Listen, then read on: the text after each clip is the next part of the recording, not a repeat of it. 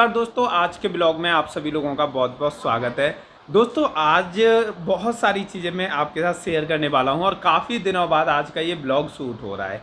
एक तो हमने जो सीएससी सेंटर खोला था वो फाइनली हमने क्लोज कर दिया है। तो क्यों क्लोज किया है उसके पीछे का रीज़न भी बताऊंगा, लेकिन आज के इस ब्लॉग को करते हैं शुरू।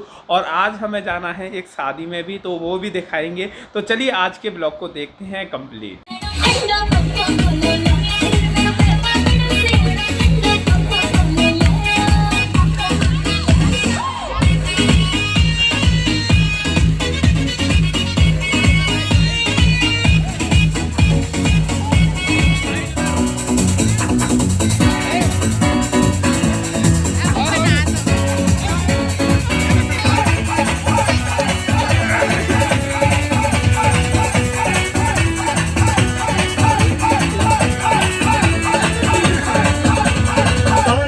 याद तेरी मैं ता जाकर रहता हूं, रोक न पावा अखियां विचों गम दियां बरसातां तेरी मैं ता जाकर रहता हूं, रोक न पावा अखियां विचों गम दियां बरसातां।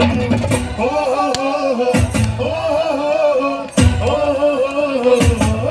इश्क तेरा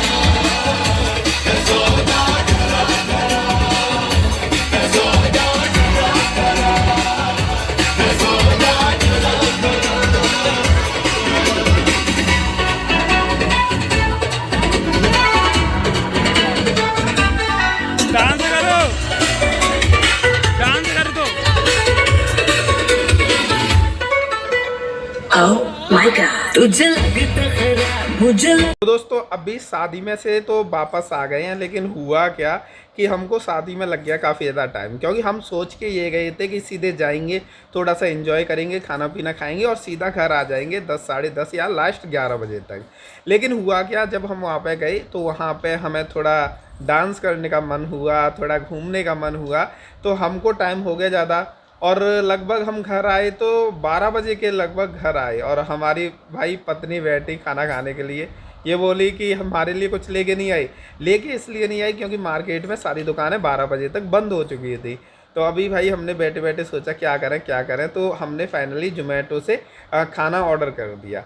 और अभी टाइम बढ़ता जा रहा है, मतलब 12 क्रॉस हो चुके हैं और इतना ज़्यादा लेट हो गए हैं और इतना ज़्यादा लेट खाना ऑर्डर किया है। मम्मी वगैरह तो मना कर रही थी, लेकिन मैंने कहा चलो ऑर्डर कर देते हैं और कुछ खाने के लिए आ भी जाएगा। तो एक स्पेशल थाली ऑर्डर किया, तो वो थोड़ी देर में आ जाएगी, वो आपको दिखाते हैं। प्लस अब आपको मैं रीज़न बताने वाला हूँ कि हमने अपना सीएससी सेंटर क्यों बंद किया। अभी जो टाइम हो रहा है रात के 12:35 हो रहे हैं और हमारी धर्मपत्नी का खाना भी स्टार्ट होने वाला है। तो अभी ये देख सकते हैं कितना अंधेरा।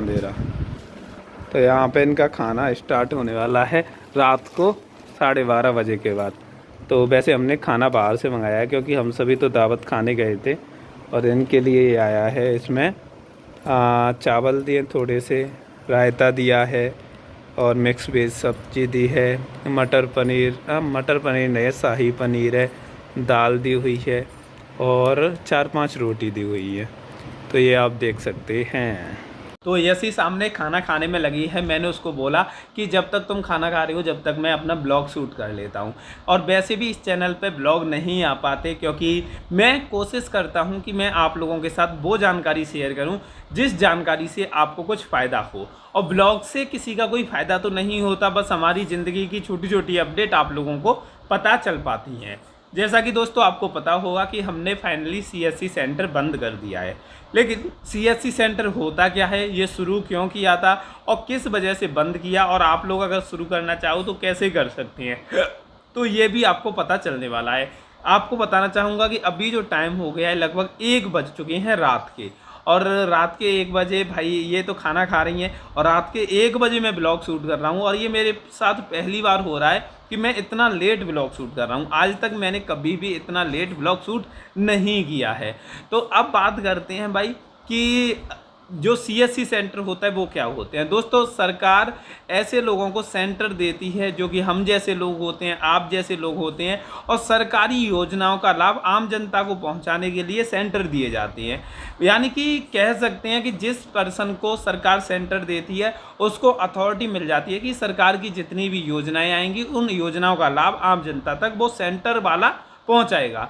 तो ये एक CSC सेंटर होता है जिसे कॉमन सर्विस सेंटर के नाम से जानते हैं। तो मैंने भी CSC सेंटर लिया था, और CSC सेंटर लेने के लिए एग्ज़ाम वगैरह देना होता है, जो पास करना होता है, सारी चीज़ें करने के बाद मैंने लिया था। लेकिन मैंने एक इशू देखा कि मैंने ऑफिस भी खोला, CSC सेंटर भी चलाया, सेंटर पर भी जाने लगा, लेकिन एक इशू क्या था कि एक तो गवर्नमेंट स्कीम इतनी ज़्यादा आती नहीं है। जो ज़रूरी स्कीम है, फालतू की स्कीम बहुत सारी आती है, लेकिन जो ज़रूरी हैं वो बहुत कम आती हैं। दूसरा क्या है, मैंने देखा यार गवर्नमेंट का काम ज़्यादा रहता है लेकिन गवर्नमेंट स्कीम ही लॉन्च नहीं कर रही है। अब ई-श्रम कार्ड बने थे, उसके बाद कोई अच्छी खासी स्कीम आई ही नहीं है। दूसरी चीज़ क्या थी कि जो हमें अथॉरिटी दी जाती थी अपने सेंटर से करने के लिए, वो काम मोस्टली लोग डायरेक्ट वेबसाइट से कर सकते थे। जैसे हम आधार कार्ड में करेक्शन कर सकते थे, और मोस्टली लोग अपने आप भी करेक्शन कर सकते थे UIDAI की वेबसाइट से। इसी तरह से मोस्टली सभी काम ऑनलाइन हो जाते थे। उसके अलावा हमने सोचा चलो सरकारी काम तो नहीं इतने चल पा रहे, ना इतनी स्कीम आ रही है, तो हम फॉर्म भरते रहेंगे जो सरकारी नौकरी वगैरह के होते हैं, एडमिट कार्ड निकलते हैं, ऐसे काम करते रहेंगे। लेकिन नौकरियां भी इतनी ज़्यादा नहीं निकल रही हैं। और सबसे बड़ा इशू क्या है कि जैसे नौकरी की कोई भी वेबसाइट है, जैसे कि आपको उदाहरण के लिए समझाना चाहूँगा कि SSC का कोई फॉर्म भरना चाह रहा है, तो एक बार SSC के पोर्टल पे जाकर अपना रजिस्ट्रेशन कोई भी कैंडिडेट कर लेता है तो उसकी डिटेल परमानेंट सेव हो जाती है उधर, और उसके बाद वो कभी भी 1 क्लिक में कोई भी SSC का फॉर्म डाल सकता है। तो लोग एक बार डिटेल सबमिट कराने आते हैं, उसके बाद कभी आते ही नहीं है। दूसरी चीज़, जॉब नहीं निकल रही इतनी ज़्यादा, तो जो जॉब हैं भी वो पेंडिंग चल रही हैं। बहुत सारी जॉब के एडमिट कार्ड अभी तक नहीं आए हैं। तो ऐसे इशू बहुत सारे देखने को मिले, और मेरे को पता चला कि इसमें प्रॉफिट कम है, समय की बर्बादी ज़्यादा है। गवर्नमेंट की मोस्टली वेबसाइट प्रॉपर काम नहीं करती, तो मैंने कहा कि समय बर्बाद करने से कोई फ़ायदा नहीं है, इस वजह से CSC सेंटर को बंद कर देती है। तो इस वजह से मैंने CSC सेंटर को बंद कर दिया, और ये पीछे चेयर आपको दिख रही है, इसको हम घर पे लेके आ गए और घर पे अपना वीडियो का काम कर रहे हैं। बाकी का आपको पता होगा कि मेरा घर बन रहा है, और घर बन रहा है तो घर बन के कंप्लीट हो जाएगा, तो उसके बाद ऊपर ही ऑफिस बनाएंगे। और घर मैंने आपको बहुत बार दिखाया है, अब मैं सोच रहा हूँ थोड़ा सा और रेडी हो जाए तो उसके बाद मैं आपको और दिखाऊंगी और क्या क्या चीज़ें घर में हो चुकी हैं। तो फाइनली खाना तो देखो यसी ने खा लिया है, चावल ख़त्म कर दिए, दाल ख़त्म हो चुकी है, थोड़ी सी प्याज बची है, रायता बचा हुआ है, और थोड़ी सी सब्जी बची है, और रोटियां पूरी की पूरी बची हुई हैं। 3 रोटी बची हुई हैं, 4 आई थी तो एक ही रोटी उसने खाई है। तो यसी पे खाना नहीं खाया गया, तो मैंने कहा चलो थोड़ी सी हेल्प कर देते हैं, वरना ये खाना बर्बाद हो जाएगा सुबह। वैसे तो मैं खाना खा के आया था, लेकिन जब बारात में हम लोग गए थे तो डांस किया तो खाना पच गया, तो थोड़ा बहुत मैं खा लेता हूँ। बाकी का मैं स्वाद बताऊँ, अगर ये थाली तो आपने देख ली, तो सारे आइटम ठीक हैं। अगर कॉस्टिंग की बात करें तो 110-120 रुपये का ये सामान है, लेकिन यहाँ तक आने पर 200 रुपये का हो जाता है, क्योंकि डिलीवरी चार्ज भी लगते हैं, और कुरियर कंपनी भी ले रही है। इसके अलावा जोमेटो वाले भी कमीशन लेते हैं, तो उनको भी देना पड़ता है रेस्टोरेंट वालों को। तो इस तरीके से खर्चे बढ़ जाते हैं और रेट डबल हो जाती हैं खाने की। अगर इसी खाने को हम वहाँ पे जाके खाते रेस्टोरेंट में, तो हमें ये 100-120 रुपये के लगभग मिलता। अभी टाइम हो गया है 1:30 बज चुके हैं, 1:28 हो चुकी हैं, यानी कि अब तो आंखों में भी नींद सी आ रही है। और आप लोगों से एक बात पूछना चाहूँगा कि कभी कभी हम ब्लॉग बना दिया करें या नहीं, आप हमें कमेंट करके बताइए। बाकी का आज काफ़ी लेट तक ब्लॉग बनाया है, और आपको काफ़ी ज़्यादा पसंद भी आया होगा इतने दिन बाद ब्लॉग देखना। तो धन्यवाद आज का ये ब्लॉग देखने के लिए। ब्लॉग को लाइक कर दीजिए, और जिन लोगों ने चैनल को सब्सक्राइब करके बेल बटन नहीं दबाया है वो जल्दी से जल्दी दबा दीजिए, जिससे इन फ्यूचर ऐसी वीडियोज़ की अपडेट आप लोगों को मिलती रहे।